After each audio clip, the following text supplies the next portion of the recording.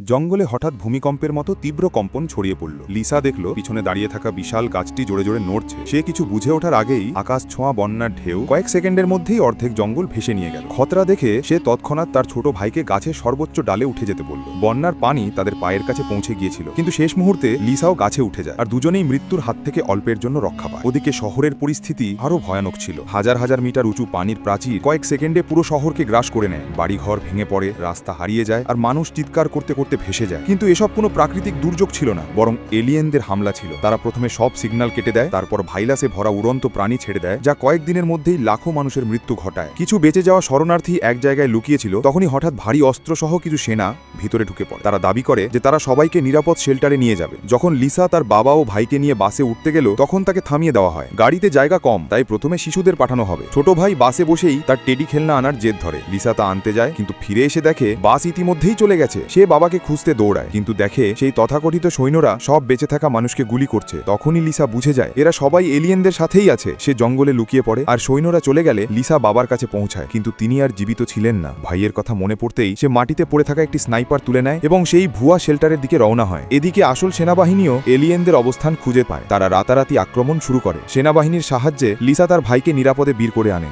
আর শেষ আঘাতে মানব সেনার নিউক্লিয়ার স্ট্রাইক সব এলিয়েনকে কয়েক সেকেন্ডেই ছাই করে দেয়।